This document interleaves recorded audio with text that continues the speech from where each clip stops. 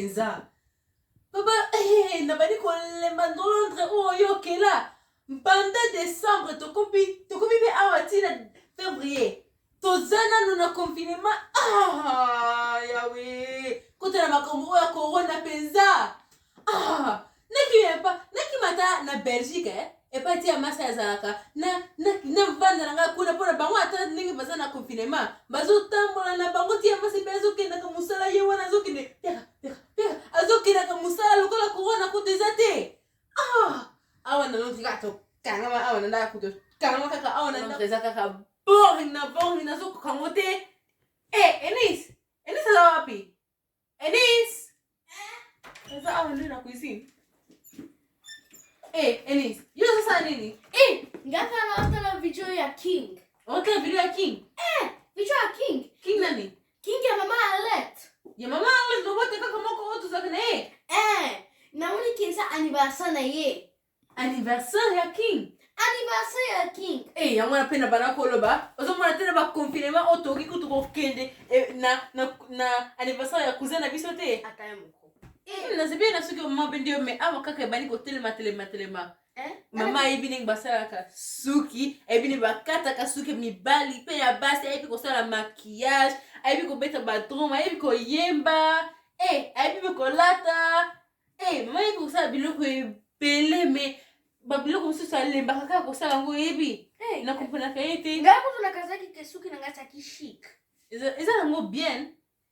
Eza ngo bien mais awa kaka na simezo telema. Kende ko sala nga poste na chambre. Okay.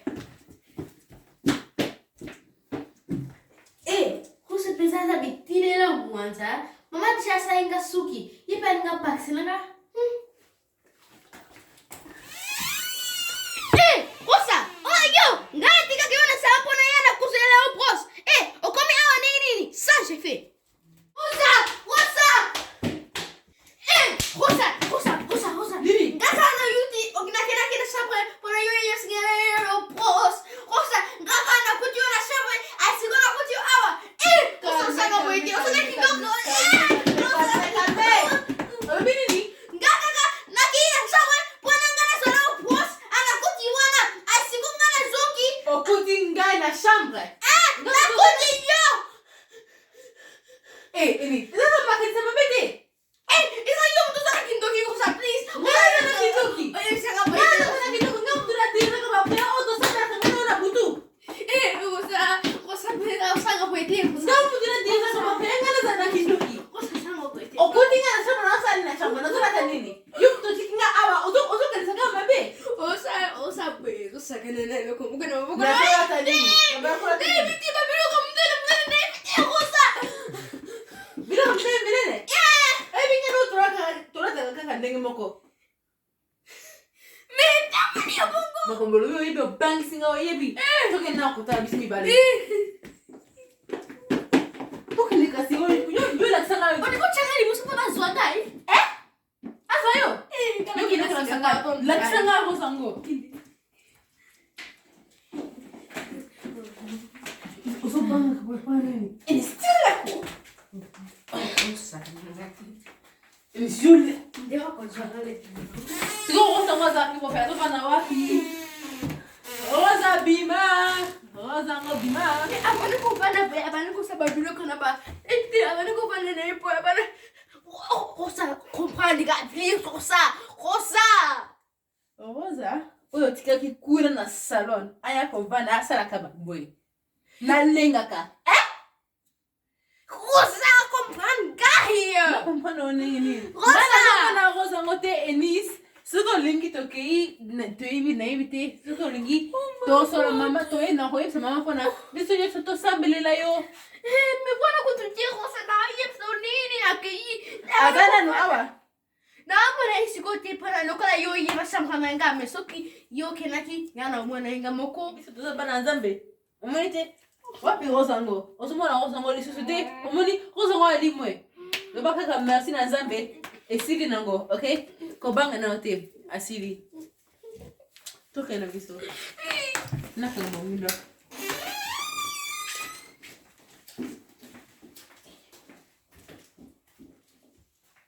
Enis. Yo vanda noka kuna kutia kubanga na ipsi deja kitoza bana nzambe. Wani ozo banga ka. Tokuti na kata shawo kuna tomoni rosangote. Tia kubanga. Komati. Masa na hope ngamu tunatabu ina makulu na ngamu ko. Na kuti na shambo na moni yo. Asikungana yo tokuti na shambo asikuto moni mutu ongana monite. Ha? Enis, tobo sana kaka. Ese lokote. Na kila kutupana nazo lo boss pana bonsa suki no. Ganga mko na kende. Kaya ko telo bosa na ki.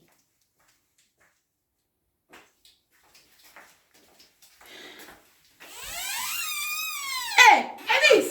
Yo kumi anenge nini? Yo tunataka kiona na salon kumi anenge nini? Aya, badi ko lega nini au nanda ko oyo. Enis!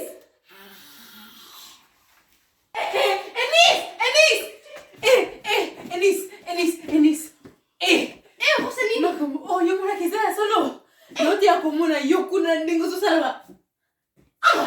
Enis. Nini yo kutana na shambo ingana hapa nena nga awa. Kaka ningo muna kingae, Enis. Makamu, isa solo zambela ngai. Batu ubazana, Enis zubanga. Enis tusambela. Menanga noti ya kumuna yo na shamba. Na moni yo na shamba, Enis. Omona kinga solo. Omona Kiyo kasi nini yo mwana nga ata. Omona kinga. Kana mwana kiyo. Omona kinga. Ogupang sa pamatika ko sa omoni ngati, okay? Nungana ngona mtu no omoni ngati ngana sa awa, okay? Mama la bisa na ba situation nya sama beto bela kanani? Zambe. Toki ni kusambela. Zambe nanga na belelio lelo. Zambe nanga kitosala. Zambe nanga na belelio lelo. Zambe nanga kitosala. Amen.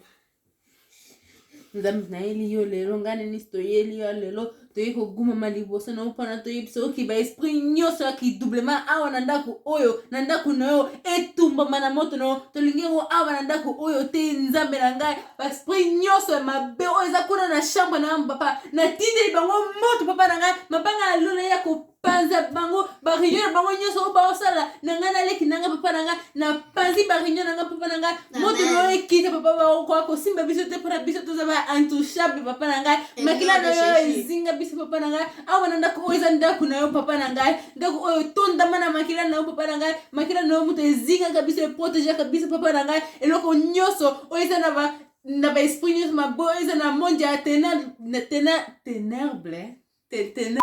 nyonso na monde ténèbre papa na ngai musika na biso papa na ngai na kombo na Yesu na bengani yango na kombo na Yesu papa na ngai makila no ya ko bomba biso ya ko protéger biso papa na ngai moto no ya ko zikisa biloko nyonso ningi ya pemeni na biso papa na ngai moto no ya ko tumba biloko nyonso na nzela na biso avant kutu tokutana nango papa na biso toza ba intouchable papa na ngai biso to mboma mayepa na papa na ngai biso toza yo papa na ngai bomba biso papa na ngai lokola ba bébé toza ba bébé na bino pour protéger biso papa to zinga mana makila na papa na ngai ndeto lobi amen nis Amen. sikoto kene kotala soki ba esprit wana oya ba biso soki bazana nkuna Batu vimena makila nzambe. Enis omoni ningi nazotambola pe kame pa na ebikiza nzambe deja asali tala baza kutu awa yesu te bazala wapi priya baba banga wana ona sali bango nzambe asali bango bayoki yango baotikala kozonga awa na ndako oyo te Tango ba tambuli pass banza ko oyo yeba amona kama makila nzambe ne baomona kutu ndako bakoma kutu pembeni na ndako na biso te ndako oyo ezinga wana makila na nzambe musika eno de Jésus. Merci nzambe Nzambe penza kutu na kata ndo. na ba situation nyonso a bien malamu bosambelaka kaka nzambe nde asalaka bobanga pete biloko oyo touti ya kosala eza kaka baje ya kamera bandoki wana bomoni eza ya solo te ezalaki kaka biso ezalaki kaka ndenge bana kosala bobangaka te Kusa! Yo! Ngana tika yo na salo pana yo giaga! Enis! Makamuni bani koleka na ndako oyo Yesu na ngai! Enis namoni ezalaki kaka biso te bakiki bato mosusu babanga ndenge tosalaki ngai kutu nabangaki ndenge mpe Enis bana kosala eza kaka baje ya kamera tolingaki kaka to changer magu pana bino me bosambela tringa bino mingi ngelo baloko Uyibini ngana pesa la leo ngana bimsa kiloko la Undertaker. Emisa bimisa kidilamo Ngana ina sangu sikote foto sambelime. Bosambela na shena bisa na Eni superstar. Bino mingi zama pamola bino bisous. Bye. Exofret ezali compagnie maritime ya fret oza awa na Charlotte na 29-20 North Triangle.